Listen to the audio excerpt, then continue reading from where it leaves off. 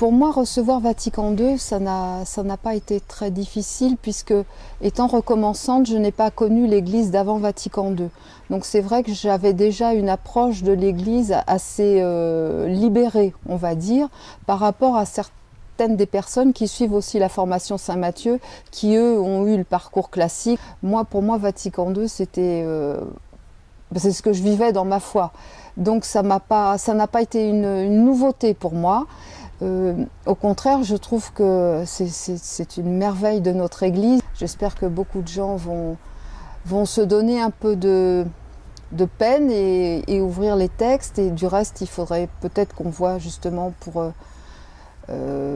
approfondir ça, qu'est-ce qu'on pourrait encore mettre en place. Nous, dans notre paroisse, on a travaillé pendant le carême sur des textes de Vatican II, sur des Iverboom. Je sais que ça s'est fait ailleurs, mais je pense qu'il faudrait maintenir, voilà. L'anniversaire va se terminer, là, hein, en fait, les 50 ans, mais je pense qu'il faudrait qu'on continue à faire vivre ces textes qui donnent une image de l'Église réelle et pas cette image de l'Église un peu figée qu'on entend dans les médias. C'est plus du tout ça notre Église. Il faudrait que les personnes rentrent un peu en Église et voient ce qui se passe chez nous. Ça bouge, c'est vivant et on est porté justement par Vatican II, par notre nouveau pape aussi François, qui donne une dynamique, une simplicité dans ce qu'on a à vivre en Église en suivant le Christ. Vivre en doyenné, c'est aussi quelque chose qui a été activé par la formation Saint-Matthieu. C'est-à-dire que dans la formation Saint-Matthieu, on approfondit notre foi, mais on apprend aussi à voir ce que ça peut être que de vivre en disciple. C'est-à-dire approfondir les textes, c'est une chose, mais il faut aussi le vivre au quotidien.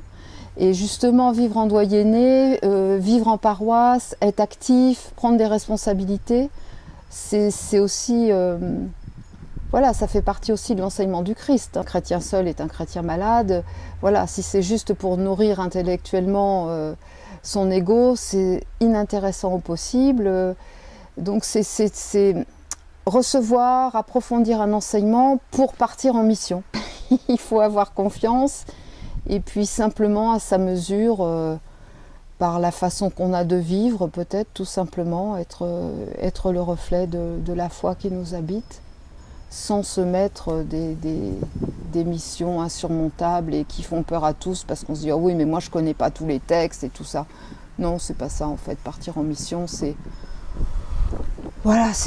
guidé par l'Esprit Saint et puis vivre sa vie avec les rencontres qu'elle nous amène et puis comment nous en tant que chrétiens on peut faire face au quotidien, voilà, petitement, à sa mesure.